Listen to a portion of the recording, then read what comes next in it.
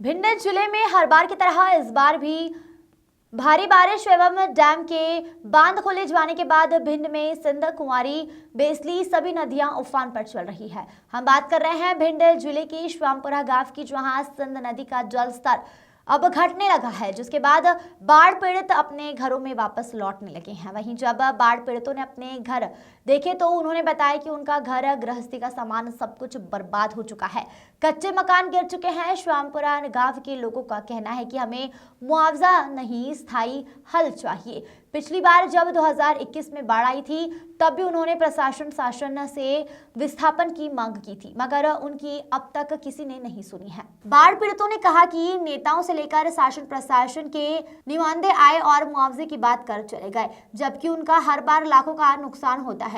ग्रामीण अपनी पीड़ा बताते हैं और रोने लगे। उन्होंने कहा कि उन्हें मुआवजा नहीं बल्कि स्थायी हल चाहिए, क्योंकि बार बार ऐसे ही बाढ़ के चलते खुद की जान तो हम बचा लेते हैं, मगर लाखों रुपए का हमारा गृहस्थी का सामान नष्ट हो जाता है, तबाह हो जाता है।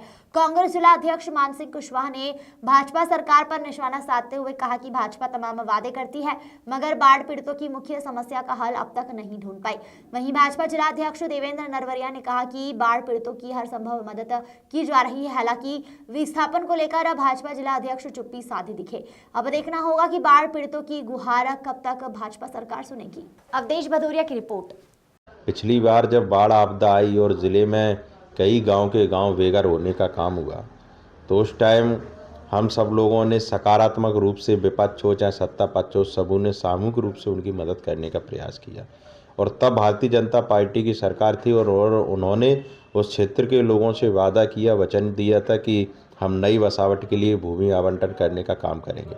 और उस टाइम वो प्रक्रिया भी लगभग मेरे देखते हुए बहुत जगह पूरी कर ली गई थी, लेकिन उन्हें भूमि आवंटन अभी तक नहीं की गई है। बड़ा दुर्भाग्यपूर्ण स्थिति है। और जब दोबारा ऐसी परिस्थितियां बनती है या कोई घटना घट जाती है, तब ये सरकार जागने का काम करती है।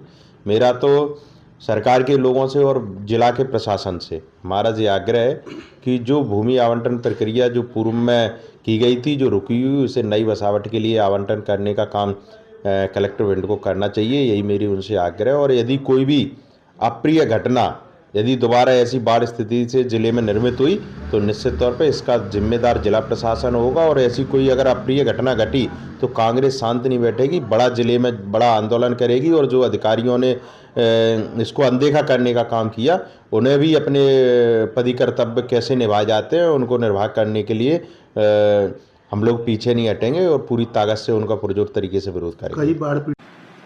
मध्य सरकार इस अभियान में बहुत पहले भी, पुराने समय में भी, जो हमारे नदी के किनारे गांव बसे हुए हैं उनको ऊपर रखने के लिए खाने पीने की सब व्यवस्था की जाती है। और जब नदी बाढ़ उतरती है तो वो नीचे ही फिर आ जाते हैं। प्रशासन से मेरी बात भी हुई, उनका भी कहना है कि उनके उचित प्रबंध हैं। जब भी बाढ़ की हालात होगी तो उनको रखने की, खाने की सभी व्यवस्थाएं पूर्व से की जा चुकी हैं। और जो भी ऊपर रहना चाहें, जो ग्रामीण जन हैं, उनके रहने की व्यवस्था भी की जाए, क्योंकि वो हमें लगता है कि बाढ़ जब उतरती है तो वो भी नीचे अपने पुराने घर पर आ जाते हैं। यही चिंता का विषय है। ऐसा 8 साल नदी आ जाती है तो 8 साल ही परेशान होता है। कोई शासन को सुनना रहा। हमको चाहिए प्लाट, हमें जहाँ से कुछ नहीं चाहिए कि 2-4 हज़ार रुपया आ जाए, कुछ नहीं चाहिए, हमको प्लाट चाहिए। तो क्या स्थितियाँ, कैसा माहौल बना जब बाढ़ आई? कैसा अलग खेरा मेरा गलत कर रहा है, जानते मन सामान उठाते कर रहा है। जान पे संकट है बना। खाना का दरो है, 3 दिन आए खाना नहीं खा, 3 दिन खाना नहीं मिला। ऐसी बात तो फिर कैसे आप लोगों ने अपने आप को सुरक्षित कैसे का? ऐसे ही खाए पी के दुकान से मोड़ी मोड़ा पल रहा है 2 दिन से। अब सामान धरो खेरा, अब नहीं व्यवस्था थी कछु।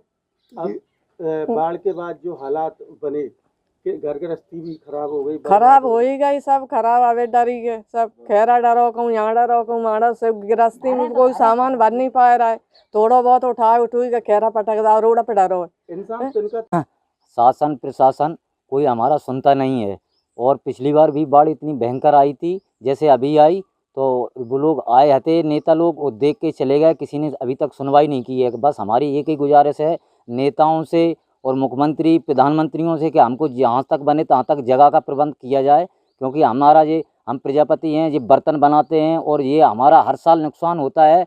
और ये इनके सांचे बनाने के बर्तनन के ये भी सब नष्ट हो चुके हैं। और जब मान ले कि जिस दिन से बाढ़ आती है तो खाना पीना सब आटा फाटा सब हमारा नष्ट हो जाता है। 4 साल हो गए लगातार इस बाढ़ के कारण हम बहुत परेशान हैं। और हमको बस नेताओं से यही गुजारिश है कि जहाँ बने तहाँ हमको जगह दी जाए रोड के किनारे।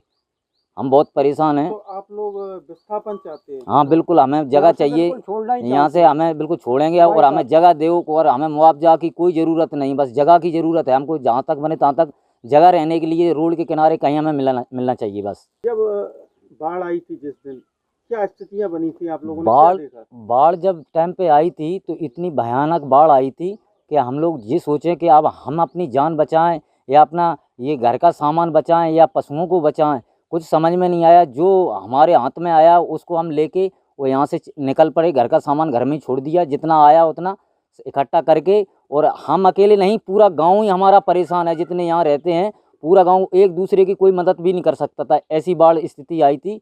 तो यहाँ से हम भागे, वहाँ थोड़ा ऊंचाई पे जाके रुके। रुकने के बाद वहाँ से 2-3 दिन बाद रास्ता खुली तो यहाँ घर में आए तो घर में देखा सब संपूर्ण नष्ट हो चुका है। कुछ हमको बचने हमारे मतलब की चीज़ नहीं बची। कोई जो खाने पीने की जो चीज़ थी, ओढ़ने पिढ़ने के बिस्तर थे, जो चीज़ वस्तु थी सब खत्म हो चुकी थी सभी के घरों में। पूरे गांव के जितने यहाँ रहते हैं श्यामपुरा में तो कुछ मिला नहीं।